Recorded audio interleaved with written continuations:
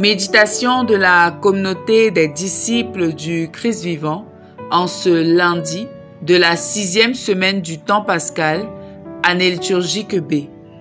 Évangile de Jésus-Christ selon saint Jean, au chapitre 15, verset 26, au chapitre 16, verset 4a.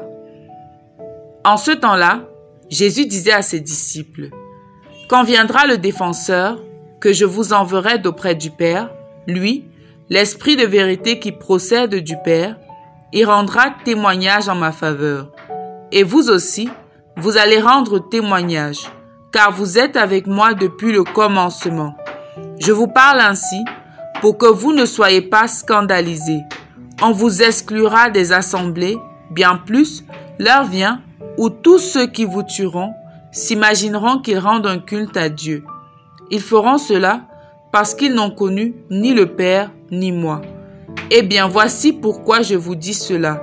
Quand l'heure sera venue, vous vous souviendrez que je vous l'avais dit. » Acclamons la parole de Dieu.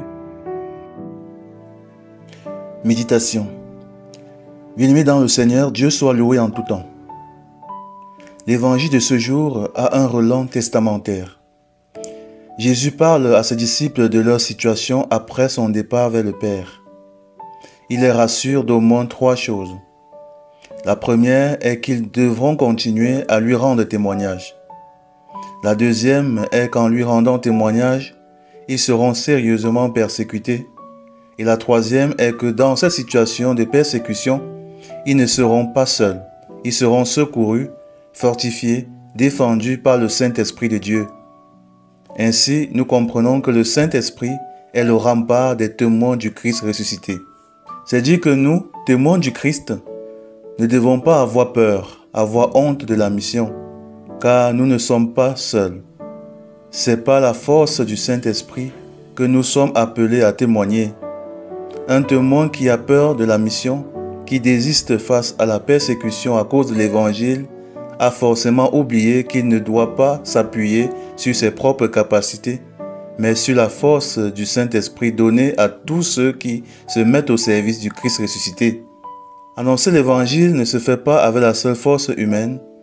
Si nous nous y engageons avec nos seules forces, nous ne tiendrons pas en temps de tribulation, en temps d'épreuve. Même s'il n'y a pas d'épreuve, nous ne tiendrons pas dans le temps. C'est pourquoi ils sont nombreux parmi nous, ceux qui ont désiré et essayé de témoigner du Christ, mais leur force humaine avec laquelle ils s'y sont engagés a été ruinée par le temps. Le temps ruine, affaiblit les témoins du Christ qui ne travaillent pas avec l'Esprit Saint, mais avec leur force humaine.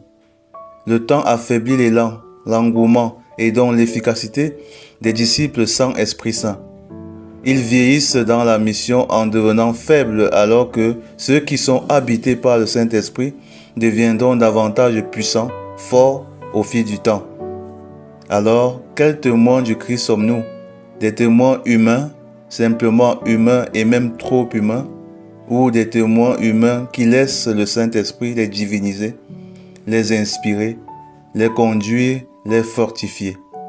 À quelques jours de la célébration de la solennité de l'Ascension, le Christ nous prépare déjà à prendre conscience que nous ne nous en sortirons pas sans le soutien du Paraclet qu'il va nous envoyer à la Pentecôte. Prions. Père éternel, donne-nous en plénitude de ton Esprit Saint, afin que nous soyons fortifiés et te rendions témoignage même en temps d'épreuve. Par Jésus le Christ notre Seigneur. Amen. Intercession. Nous te prions, Seigneur Jésus, de fortifier tous les ouvriers de l'Évangile persécutés à travers le monde. Vierge Marie, intercède pour nous. Exercice spirituel. Prions et demandons au Seigneur de nous remplir de son Esprit Saint. Confions-nous au Saint-Esprit avant toutes nos activités.